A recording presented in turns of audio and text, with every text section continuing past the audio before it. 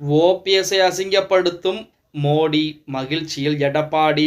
நண்பர்களே, அதிமுக தொண்டர்களாக இருந்தீங்க அப்படின்னா நம்ம சேனலை சப்ஸ்கிரைப் பண்ணிக்கங்க. அப்படி இந்த வீடியோக்கு லைக் பண்றதுக்கு மறந்துடாதீங்க.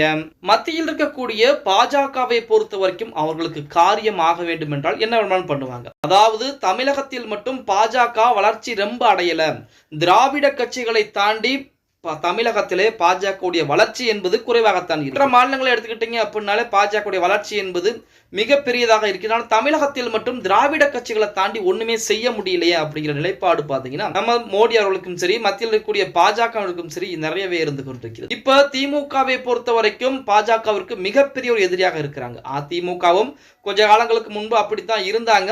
அதாவது கூட்டணி என்பது கிடையாது அப்படிங்கிற நிலைப்பாட்டில் இருந்தாங்க. இப்ப அதிமுகவை விட்டால் பாஜகவிற்கு வேற வழிகள் கிடையாது. 2026 சட்டமன்ற தேர்தலிலும் பாஜக தனித்தோ அல்லது பாஜக வேறொரு கட்சிகளை கூட்டணி சேர்த்து போட்டியிட்டாலுமே 2024 நாடாளுமன்றத்தில் என்ன நடந்ததோ அதுதான் அவர்களுக்கு கடைசியாக கிடைக்கும். எனக்கு திராவிட கட்சிகள் இந்த இரண்டு கட்சிகளை தாண்டி அடுத்த நபர் வருவது மிக மிக கடினமான விஷயம்.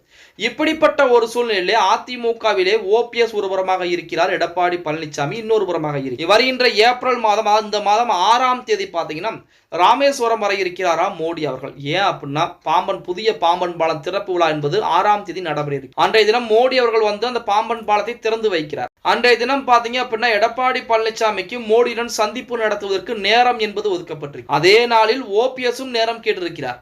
எடப்பாடி பழனிசாமி கேட்பதற்கு முன்னதாகவே முதல் ஆளாக ஓபிஎஸ் நேரம் கேட்டிருக்கிறார்.